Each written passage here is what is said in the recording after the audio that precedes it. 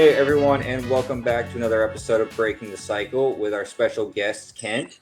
How are you doing today, Kent?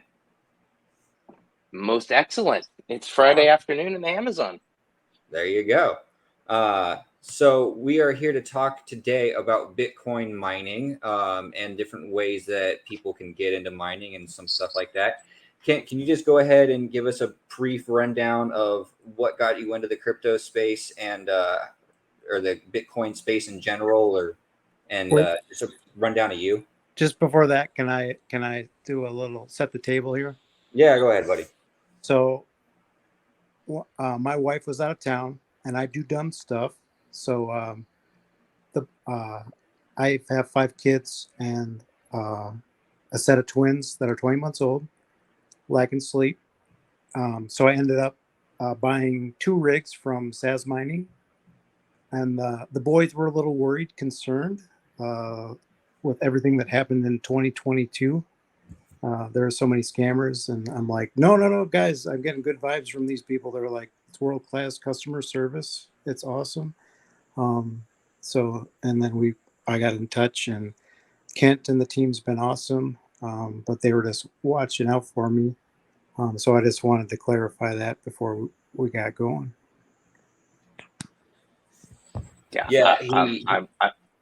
Sorry, Kent, go ahead. I was just gonna say I'm amped that Beardy found us. It's been fun. He's added some good spice to our customer only Telegram channel. And I am going to be right there with you, man. I've got my second child arriving in about 3 months, and so I'm going to be doing lots of dumb stuff very soon with those sleepless nights. Thank you. Yeah, it's I'm in a rush here in the Amazon to get our house finished. We're in the middle of constructing a house, so we've got a very concrete deadline. So we're trying to get that done in time. Well, thank you for taking the time to come on and talk to us, and that's amazing. And I'm glad to hear that everything is sounds like it's going well for you down there. So, disclaimer: I do not think it was a dumb decision to buy the rigs. I am pretty pumped, but we can talk about that in the pod here. Yeah, definitely. Yeah. Well, give us some time. You might still come to regret it, Joe, Beardy. I'm teasing. No, it's we take a lot of pride in our customer service, and you can go see it. Like just by itself, I think our Trustpilot is the best objective way to see that. But we also survey our clients, and they're quite happy with their service. So yeah, I got into Bitcoin mining. It's actually a bit of a journey how I got here. And I had to go through the shitcoin wheel of samsara, is what I like to call it, to actually arrive here. Beardy, I think you mentioned that a little bit earlier, that it's a process to get this far down the rabbit hole. But once you are, you realize that really Bitcoin mining is at the center of the entire crypto ecosystem. So my journey, actually, let me go back to why I am an American in Peru. Because that journey is actually part of how I became a Bitcoin miner. So this is my second career. First career was in rooftop solar. And I had a sales organization that I managed. We were publicly traded, operated in 9 different states. We were installing hundreds of rooftop solar systems in all these different built environments, and just realized when a new CEO came in that this guy was going to be bad news bears for the organization, and I didn't want to be part of that, and had a dream to do some world travel. So I set out and traveled through about 26 countries, and along the way I bumped into a woman that would become my wife, and she happened to be Portuguese. So I ended up in Portugal in 2016. I also ended up with a new passion for Bitcoin and crypto about that same time. And so I decided that, the only smart thing to do was something stupid to change my career and just go right for crypto. And so, I tried the typical things, wasting my money, dumping it into the market in the wrong times, all sorts of the typical things that one tries to do to generate more easy money in the crypto space. And I came in through Bitcoin, and by sort of 2018, I realized that actually I was wasting my Bitcoin, and Bitcoin is what mattered. And I needed to figure out how to get involved with that. So I tried my hand actually at a couple of entrepreneurial activities to, support my family, because we now were married and had a child, and couldn't get anything off the ground. But I realized, as I was learning more about mining and energy and what it took to be a successful miner, that the right thing to do for me was to lean into my energy background and figure out how to get into mining. So I met Will via podcast host. Will is the CEO and founder of Sazmining, and he was on this solar podcast, and I knew the host, and so I said, "Hey, can you put us in touch?" And he did, and so I just came on board saying, "Hey, pretty much like let me get you a cup of coffee every day." I know this was virtually, but kind of that equivalent sort of thing. Just put me in, coach. Let me see if I can help out. One thing led to another. We raised some seed capital. And that seed capital, although it was money and we could build something, it was, again, a bit of a failure, because it wasn't enough for us to go build the thing that we had raised it for, which was to go become a self-miner and have a big operation for ourselves. So he said, well, what are clients actually telling us when they call us up? And the thing they were telling us was, man, I want to plug in mining rigs, but I don't have a place to do it. So he said, well, let's see if we can figure this out, because right now in the space, it seems like there's not many people providing a good experience out there. And so we took the best of my experiences from the rooftop solar industry and applied them to the business model, aligned the incentives so that we only win when our customers do, and set off at the beginning of the year to prove this was viable. We filled in the depths of the bear market the first quarter of the year, January through March. We filled up our first facility, which was in Wisconsin. And Beardy, I know you're grimacing because you missed it. You didn't know about us then, but our second facility is actually in some ways better, because it is a lower priced opportunity for our clients. It's located in Latin America. So myself, I've lived now in Latin American countries for some time, and I missed that part of the story. So I wound up in Peru because my wife's work is in Peru. And I said, the time zones are better here than working for a US-based company out of Portugal. So I'm all for it. And now it's the same time zone as I think you fellas are in, because I'm in Central Standard Time, although I'm south of the equator. So that's kind of the story. I know it's a bit long-winded, so thanks for hanging in there with me. But yeah, fire away about Sazmining. Well, I like that you were the coffee fetcher, because I make Joe fetch me blue M&Ms only, blue M&Ms. It's true. He's very blue about his blue M&Ms. It's in my rider. It's in your rider. Got it. No. I like it. I was a little bummed because I'm very close to the, without doxing myself too much, southwestern Wisconsin area. So I was like, dang, it's so close I could taste it. But, everything happens for a reason. And so in Wisconsin, do they have a hydro dam, or what do they do there? Yeah, so we only are mining right now on hydro, and we did that because we wanted to take the moral high road and make sure that our Bitcoin mining operation was carbon free. So yes, we are hydro. It's a small hydro dam in Wisconsin. It's actually a pretty interesting situation. So we came in contact with a power generator, and this fella, he owns about 26 small dams across the upper Midwest. And he'd been playing around with Bitcoin mining starting in 2019. It had been a profitable enough enterprise that he was in the midst of moving the Bitcoin mining operation to another dam that he had purchased out in Colorado. And he had space. And so he's looking for somebody to fill that space. And we spotted right in there pretty well.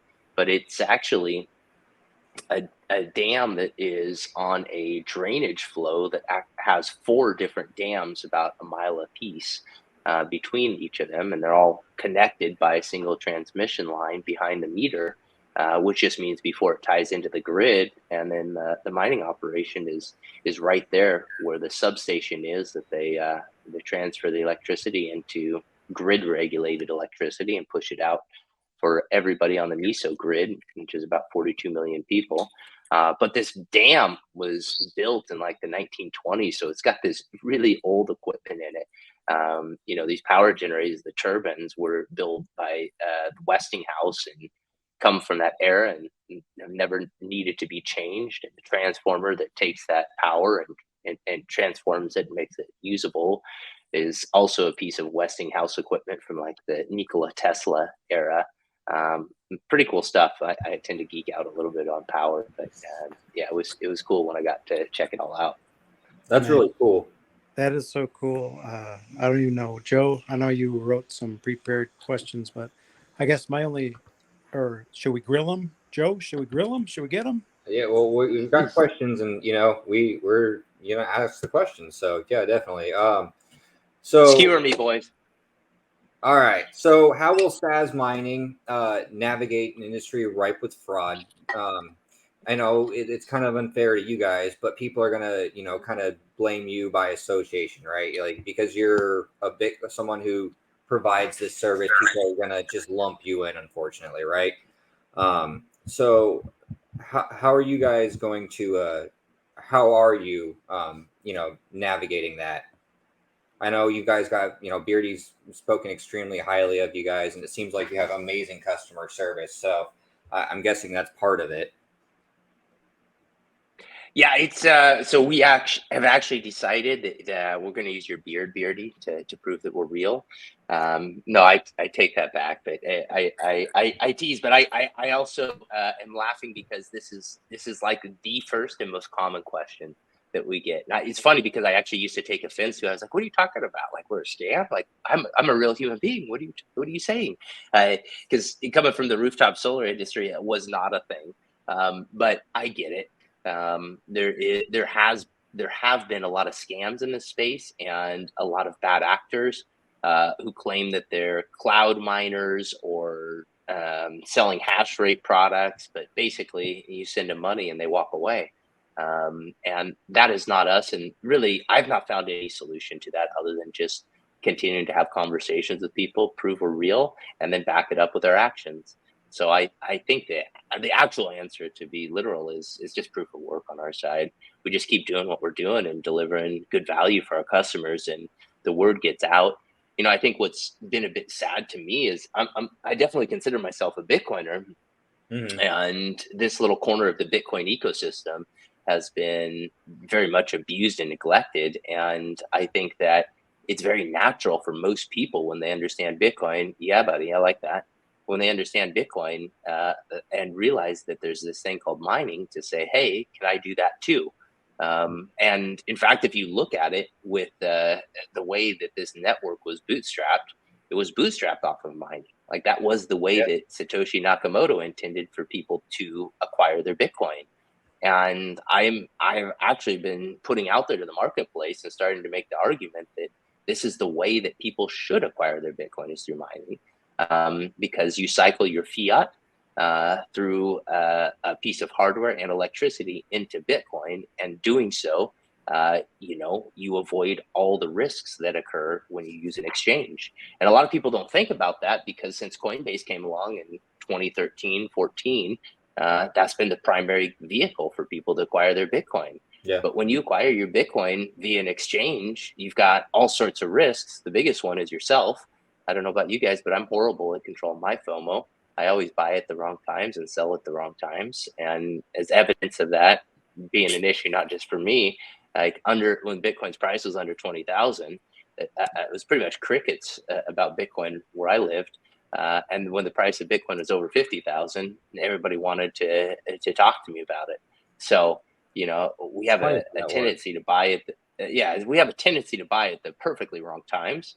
And so when you own a Bitcoin mining rig, that also is something that you don't get when you're working with an exchange. And that's like a piece of real estate, if you will, that's printing Bitcoin for you. And that has value. And it maintains value for between 4 to 6 years, we estimate. And if you're buying Bitcoin on an exchange, you only have the Bitcoin. You also don't have that piece of real estate that has value. So you're missing that. And then the last thing about an exchange that I think is a negative is that they've got your data.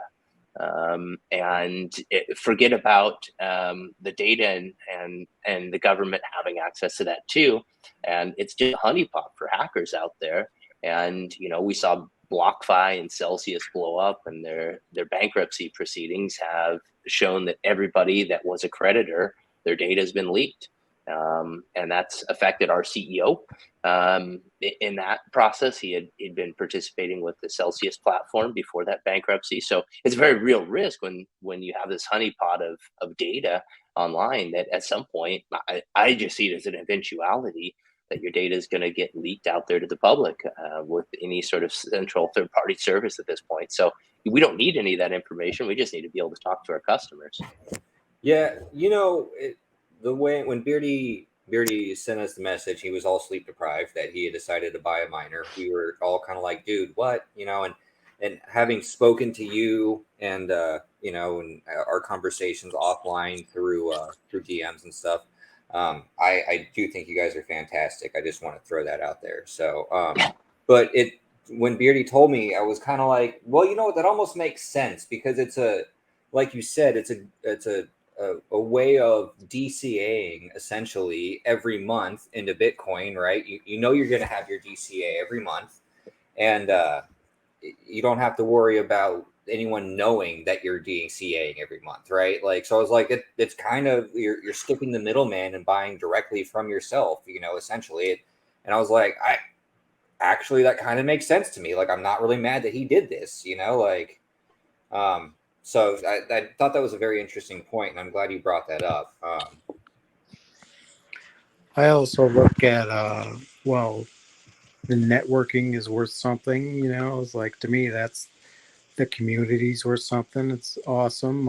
Oh, and sorry, Kent. By the way, yes, I am the world's best trader, so I only buy at the bottom and sell at the exact top. We'll get that out of the way. But sorry. He uses James from Invest Answer System. Sorry, I started rambling, but I forgot what I was talking about. All right, Beardy. Anyways, buddy, thank you. So what separates your business model from other cloud-based minings, and how do you reassure customers everything is on the up and up? I know we kind of covered that, but is it like you guys are trying to make a more of an effort to go on podcasts and spread the message, or, you know, is it something including with that, or? Yeah, so I think, no, there's more to it than that. So I'm going to actually separate this question into a couple different questions and take them one at a time. So first of all, I want to talk about the cloud mining, because we don't consider ourselves a cloud miner. We consider ourselves Bitcoin mining as a service. Okay. So we look at ourselves more as like a property manager, if you will. And what do we mean by that is that, hey, this is your mining rig. We give you the serial numbers for it. We provide transparent data so that you can track the results of your Bitcoin mining operation, and you can use those results to go validate that you're getting what you paid for, right? So there's an opportunity for our clients to basically audit us, right, and make sure that the mining is as we say it is. And so we basically, it's just complete transparency that allows that to happen. But we look at ourselves as that property manager, or providing Bitcoin mining as a service. Second, part of why we do that is because of the way we make money as a business. So the way that we make money is different than most other Bitcoin mining companies out there, or hosting providers, if you will. And what we do is, instead of trying to make money selling rigs or selling hosting, so that's the monthly electricity and maintenance, we actually don't put markups in there intentionally. Because we don't want to be in conflict with our customers. We want to acquire both at the lowest prices and pass those through, because that helps to open up the market. But on the back end, we actually receive a portion of the block rewards. We never touch your Bitcoin, but we instruct the mining pool to separate the mining rewards and send us only to 15% and our clients 85% directly to their wallets. And so what that allows us to do, if you think about it, is it allows us to think differently about the relationship with the customer. Suddenly, we care about your uptime. Suddenly, we care about the longevity and life of your mining rig. suddenly we want to have the entire facility up as much as possible, just like you do. So it sort of puts us, instead of like having a negotiation sitting across from the table with one another, it's sort of like we're pulling our chair around and sitting beside our clients and saying, hey, do you like this? Is this going to be good for us or not? And that's a really different dynamic than what is out there. So I see myself, like when I'm out in the market trying to find a facility, as thinking it through from the customer's perspective and really being like a customer advocate in the decisions that I'm making when we line things up for our clients. It sounds like it's almost like you guys view it as a partnership. Like you guys are going hand in hand in this venture together, which, I mean, you essentially are. If you're it sounds like you're essentially renting space from you guys, and you guys are the ones running the miners, maintaining them and everything, which from my understanding is no small feat in itself, because they run so hot and constantly. So yeah, it's very specialized work, that's for sure. And there's, it's not a dime a dozen finding people that are really competent in it. It's an odd combination of skills that you need to competently run a mining operation. It's different than a data center, that's for sure. I have a specific set of skills. That's another movie. Sorry, I forgot you don't watch movies. Oh yeah, I watch movies. I'm not sure where that quote comes from. But, it's from Taken. Taken. Okay. I'll send you the link later. Don't worry about it. Yeah. So, like I mentioned to Kent, I'm my mother's son. I'm a warrior. So, like, I'm thinking like security. I'm like, oh, all these computers are going. Like, is there bad guys that are going to come get my computers, or what kind of security detail? Do you want to talk about that a little bit?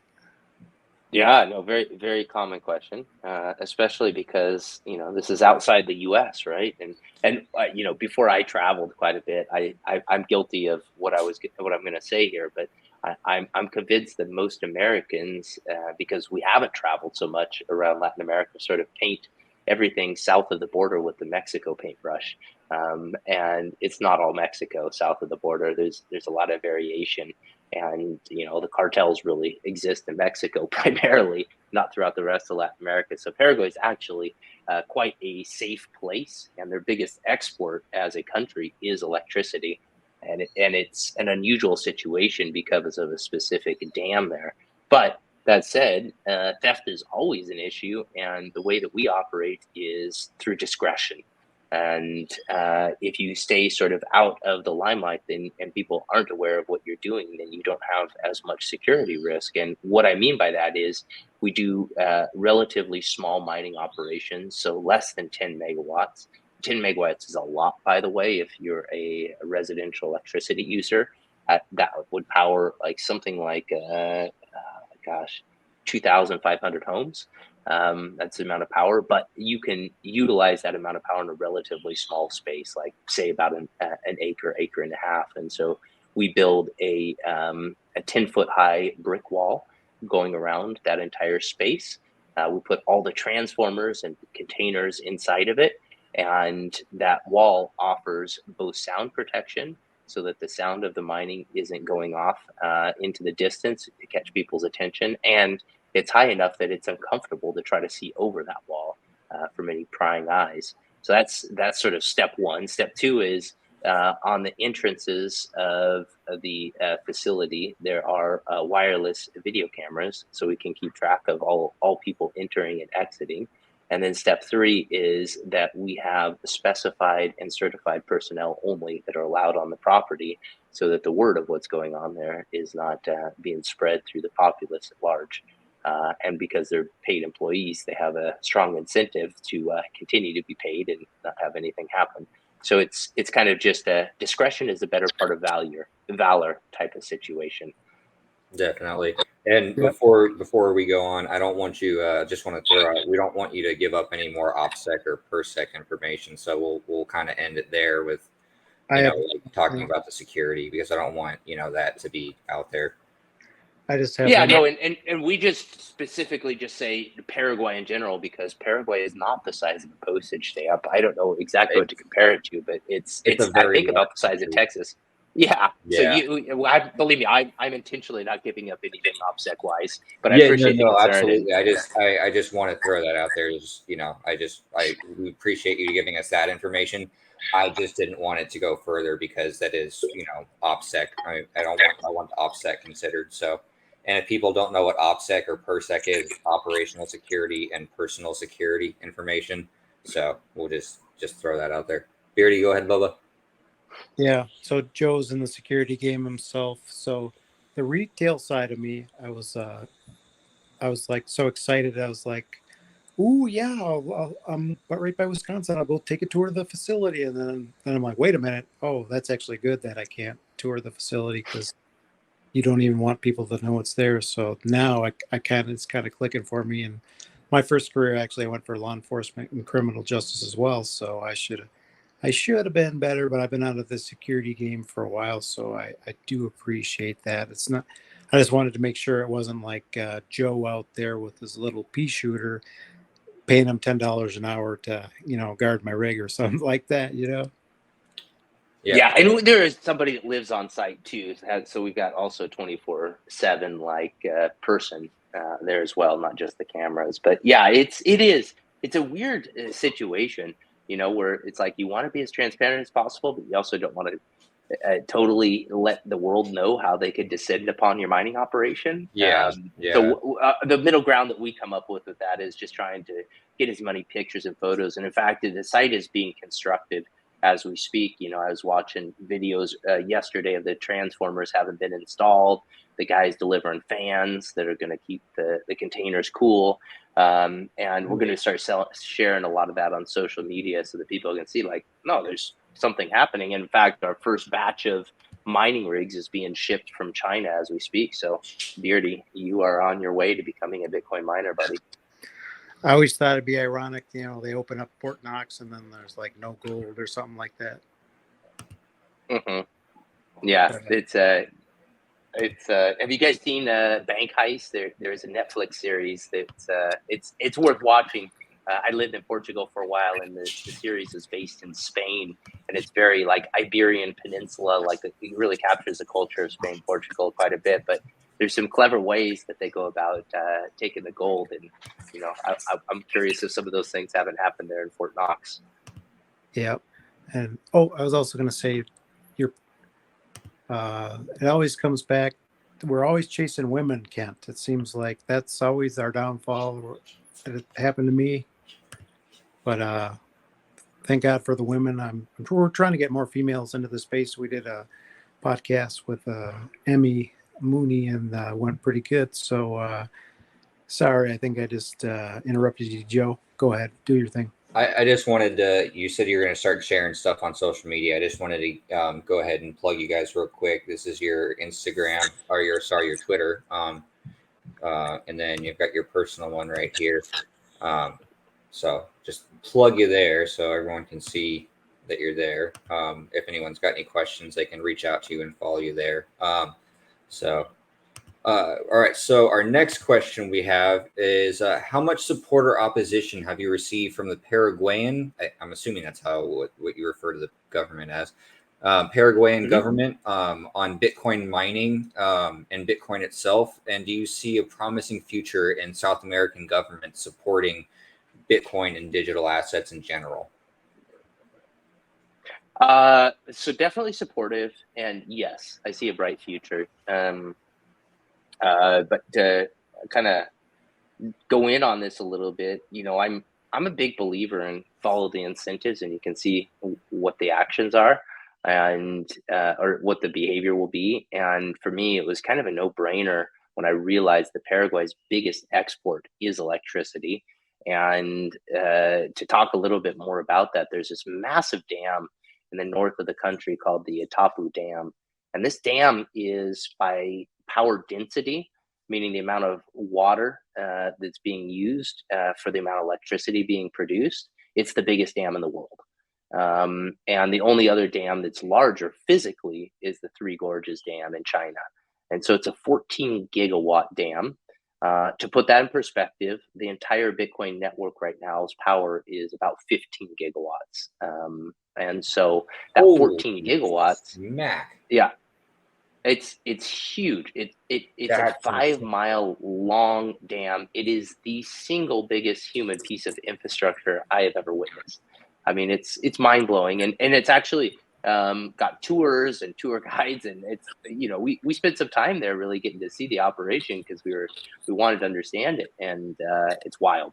So big. It was started in the 70s as a joint binational project between Brazil and Paraguay because it's damming a river that bisects the border, right? So they went in on it together, Paraguay and Brazil, and now they each have 7 gigawatts worth of power. And so we were talking megawatts before. This is gigawatts, right? So this is an unbelievable amount of power. But Paraguay has a smaller footprint, smaller economy than Brazil, and so they've not been able to utilize all their 7 gigawatts. And the way the agreement has been written, they've basically had to sell it for a loss to Brazil. And we're talking about 3 to 4 gigawatts there at the Tapu Dam. And there's a couple other hydropower dams in their country, and they're selling to other countries. So in total, there's something like 5 gigawatts worth of electricity that they're exporting. And because they're selling their power at the Tapu Dam at a loss, there's an implicit incentive for the government to figure out ways to sell it so it's not a liability and instead is an asset. So along comes Bitcoin mining, and even though the power rates that we're able to get that power for are fairly low, it still is an asset for them instead of a drain to their economy. So they're welcoming of Bitcoin miners, and it was kind of funny to see like how many government officials how many stories we heard of government officials actually mining for themselves because they can get cheap power. On the side, every government official, it seems, has got their own little container of Bitcoin miners going and generating electricity. So the fact that we're flipping this liability into an asset for the country, and the fact that there's so many government officials and different members of the utility that are mining for Bitcoin, it seemed to me like the incentives were there that it's not going anywhere for a very, very long time. But that dynamic is specific to Paraguay, and each country's got sort of a different set of incentives. Huh. That's very interesting.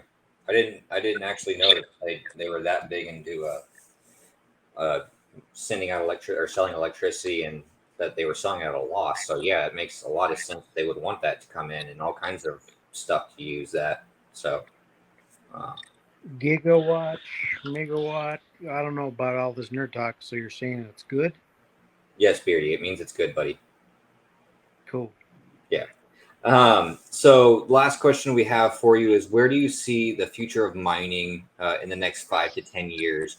Will it be more of a push to use renewables? What renewables do you think they're going to use other than hydro, or do you think that's going to be primarily what people are going to be looking forward to, or looking to use? Or well, before all the energy FUD came into the industry, and I blame Kevin O'Leary for this too, to be honest with you guys. It was kind of a prognosticator. Yeah. The blood coin you're talking about? What's that? Are you talking about? I follow Troy Cross. And Kevin O'Leary is talking about blood coins.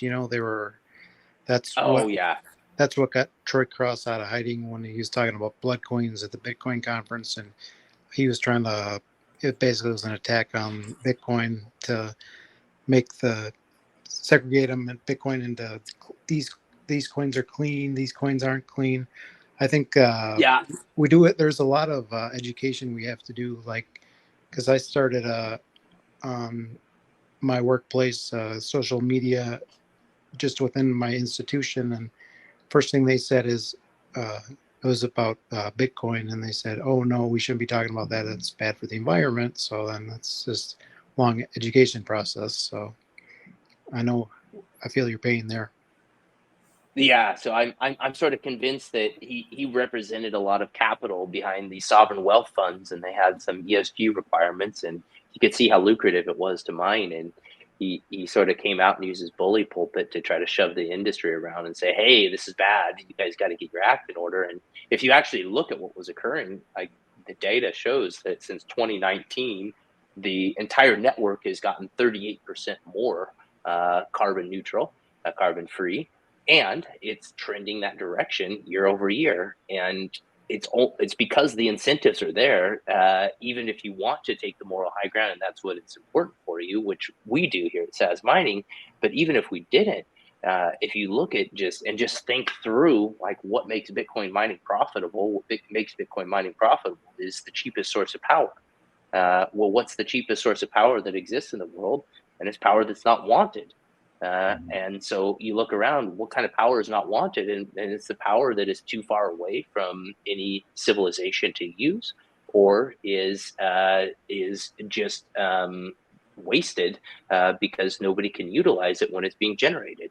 And so that means that Bitcoin mining is coming along, and without anything needing to be done, it's going after that cheap, wasted, and discarded power. And so almost all of that tends to be either carbon neutral, carbon negative, or just carbon free. And so that's either excess wind, solar, hydro, nuclear. Actually, we're going to wind up buffering nuclear energy as well, because it takes months to ramp up and ramp down a nuclear reactor. So what's easier way to deal with it? We'll throw a bunch of Bitcoin miners on there and just deal with the electrical output by ramping up and down Bitcoin mining rigs. So I think it's already the cleanest industry in the world. And if we're a nation state, it's the cleanest nation state in the world. And I don't think that we need to fix something that's not broken, but we're doing our best to continue to clean it. It sounds like it's just a lot of misconception, and a lot of that is just, I think, the old FUD that's been, like you said, spread and propagated for so long, to fit the ESG narrative and all of that, and that's a separate rabbit hole we won't go down.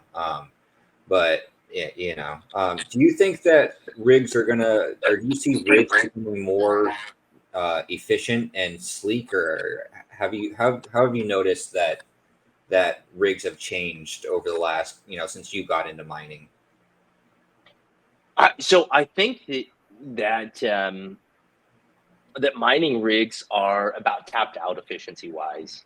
And I mean, we're going to continue to have new models and increase their efficiency, but the difference between like the early days and the first mining rigs and where they are now is just an unbelievable distance. And so you can kind of think about it by the transistor size. So the first mining rigs were more than like 100 nanometer transistors. And now we've got new models that are coming to market that are pushing the 3 nanometer, kind of the same size as like what's powering your cell phone, so there's not too much more room for improvement at the silicon level. And what I believe is going to wind up happening is people are going to figure out other ways to drive efficiency, but it's going to be like more incremental than it will be like big, massive changes, which we've seen in the past. And so I think that actually getting involved with mining now and purchasing a mining rig, it's likely that it'll be more competitive for longer than what has occurred in the past. It used to be you needed to buy mining rigs like every six months to a year, but I see those days are long behind us. Well, that's exciting to hear. The paradigm shift for me was when I was on the defensive, and then Troy Cross came out of hiding because of Kevin O'Leary's blood coin comments at a Bitcoin conference, and he said, no. Bitcoin's not bad for the environment. Actually, if you care about the environment, it's good for the environment. It stabilizes grids. And I follow a lot of the stuff Dennis Porter does, and DS Batten does a lot of the nerdy research stuff that's well needed in the space. So kudos to those guys for doing that, because I'm certainly not an academic, and Joe can't even count to 10. This is very true. I'm dyslexic as all hell. So, Beardy, you actually just caught me off guard with that one. Well, I can jump in and say that Troy is an advisor to the project, and I really? actually got. Troy's one of our advisors. Troy, Brandon Quittem, another Upper Midwest guy. He actually Brandon runs the Minneapolis Bitcoin meetup. If you guys are ever in the area, and super good fella. Met him there. I did meet him there. That was cool. Yeah. I was actually there in September of last year when I was scouting out the Wisconsin facility. So I had a chance to talk with the whole meetup. Bummed I missed you, Beardy. I also DM'd Troy, hint to I said I'll pay top dollar for him to come on because his brains are like so huge. He's like they're coming out of his head. I'm so inadequate on that one, but I want to be a part of the conversation. Yeah, he's one of my favorite people to talk to in the space, that's for sure. And I'm lucky that he decided to be an advisor. So it's kind of funny because we had independently come to very similar conclusions about Bitcoin mining. And when we met each other, like he's come up with this idea that if you want to take personal responsibility for your Bitcoin and you're worried about the carbon, the only correct thing to do is to mine the equivalent hash rate that your Bitcoin represents. So let me walk you through the argument a little bit. There's 21 million Bitcoin that'll ever be produced. So if you own one, you've got 1/21 millionth of the network that you own, and therefore you should have 1/21 millionth of the hash rate to being generated using carbon-free sources if you want to ensure that your Bitcoin is being held in a carbon-free manner. And so he was pushing this argument on Peter McCormack's What Bitcoin Did podcast. And I heard it and I was like, I've got to meet this guy because we've got the only platform in the world that people could easily go and do this. So we met each other and we were like instantly like brothers in arms. And we kind of had a good romance moment. But it was pretty rad to come to the same conclusions that really brainiac dude had come to. And I just got lucky because I'd come from my rooftop solar background and sort of knew about renewable energy and this problem that now many people have become aware of and about solar and how it magically fits with Bitcoin mining. But it's something that is pretty obvious once you look and understand the incentives that Bitcoin mining is going to help with. But the media and all their infinite wisdom has managed to get people thinking black is white. Well, you have better hair than Troy Cross, so you got that going for you. Oh, thank you, man. I hope I can spout a shiny scalp like he does at some point in my future, though. Yeah, you got to rock it there too. I'm thinning out a little bit. I'm ordering some of Elon's hair goop. He was involved in all kinds of his hair X or something. Everything's with an X. And Joe, what do you got to say? Actually, I do have one last question for you if you've got time. Sure, man. Lay it on me. All right. So what if someone decides this is just kind of out of my own personal curiosity. What if someone decides they want to sell their rig, or in the future, they're like, hey, I've decided that I'm no longer interested in this particular venture. Do you guys offer or do you facilitate like a third party sale for them, or how does that work? Yep. You nailed it. So our agreement is for 1 year. It auto renews. And 1 year is just so that it's worth it for us. If it's shorter than that, it kind of becomes an operational burden. But after the first year, we've actually got 4 ways if you want it out that you could. You just got to let us know before the auto renewal time period. But the 4 ways are, hey, I'm going to walk away, and you just let us become the owners of your mining rig. Not very likely, I don't think, but it is an option. The other way is you could ask us to recycle it for a fee, so we just pull it offline and make sure that it no longer hashes, and we're happy to do that for a fee. Third way is we'll ship it to you. I think from Paraguay it'll probably be cost prohibitive, and most of our clients won't want to do that, but we will ship it to you. And then the fourth way is, hey, I want to sell it to my buddy because I think he's a bigger sucker than I am and should get into mining while I want to exit. And so you can sell it, and we'll transfer ownership within our facility to the new owner. Okay. Right on. Perfect. Well, I think that was the end of my questions. Beardy, do you have anything else that's relevant? Remember, be on your best behavior. You're muted, buddy. Oh, too good a behavior. Sorry, best behavior. Yeah, full disclosure. I love it. I'm keeping it. I don't care what anybody says. You can call me a shill. You can sign up and you can be part of their affiliate program. And I think you get $50 worth of Bitcoin if somebody signs up with you. So poo on whoever calls me whatever. He is very excited about this, and he has actually in our group chat not been stopped talking about it. So since he did it, so I will say he is very excited about this particular venture he's having. Well, it's perfect for me because I'm a tech dummy, and I don't want to. And my wife says if they're loud, I can't have them at my house. That's not going to work, you know. That was my problem exactly. I was in Portugal. Electricity price was too high. Wife was going to murder me if I made that much noise. She didn't like the rink-a-dink little operation I had going when I tried to do it, and so yeah, it scratches my own itch, and I figure there's a lot of folks like us out there, Beardy. But I also will tell you there's something meaningfully different about the sats that you mine versus the ones that you buy. Like all of our customers say that there's this like, hey, these are mine, and I did it the hard way.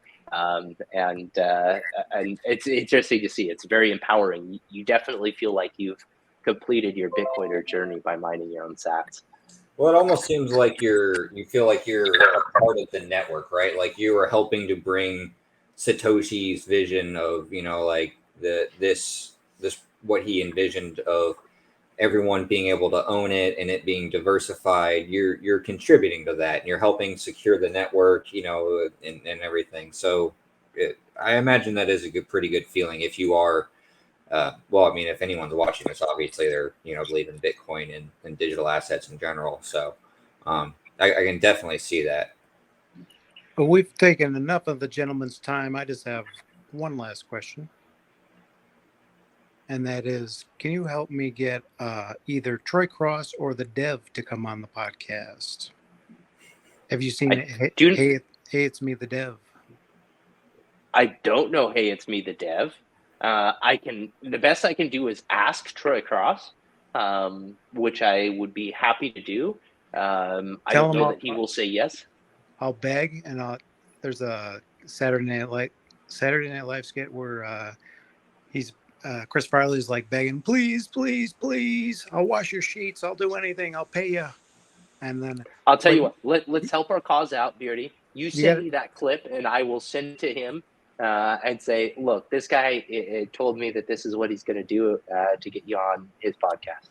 And then, you got to check out Hey, It's Me, the Dev. I'll send you the link. Yeah, please do. Well, hey, I just to reference it, what we were talking about with mining your own Bitcoin, it's what I think of as the Bitcoin native way, right? And it absolutely is. Something you are doing exactly that. You are securing the network with your mining operation, and it feels damn good because I think that a lot of us got into Bitcoin specifically because we were pretty upset with the existing financial system, and this is the best way to get out is vote with your dollars and cycle them into Bitcoin. And do it while you're protecting the network. Yeah, absolutely. If you're a Bitcoin, if you believe in Bitcoin in general, I imagine, a lot of people haven't really thought about that, but, that thinking of it that way. So hopefully this might help change some people's opinion on that. So if anyone wants to reach out, here is Kent's it's Twitter right here. And then we have, let me cycle back, my bad. Sazmining right here. They have been very receptive to my DMs, to Beardy. So I know that you guys are pretty active on your Twitter. So if anyone wants to reach out or has any questions, please reach out to Kent. He's been amazing in answering all of our questions and stuff. So, yeah. Thank you, sir. So we really appreciate you coming on and explaining the mining to us. It actually has been, for me, very enlightening. I'm walking away with this with a kind of a different opinion on it. So I hope everyone really enjoys the episode. Kent, do you have anything before we go, buddy? No, I would just say Bitcoin on, my friends. This is as much as a money making opportunity, it's also a bit of a revolution that we're participating in, and I think all of us would like to see things change. And I think the biggest way to cause change is to vote with your dollars and exit them into Bitcoin. Ron DeSantis said we can do the Bitcoin. Yes, he did say we I have like the right that. to Bitcoin. So, all right, Yep. folks. Well, that's going to be the end of our episode. We thank you for joining us. Special thanks to Kent for coming on, and we hope you enjoy. And we will talk to you guys next time. Don't forget to go outside, get some sun, touch some grass, all that normal fun stuff. And yeah, have a great day. Thanks. Bye.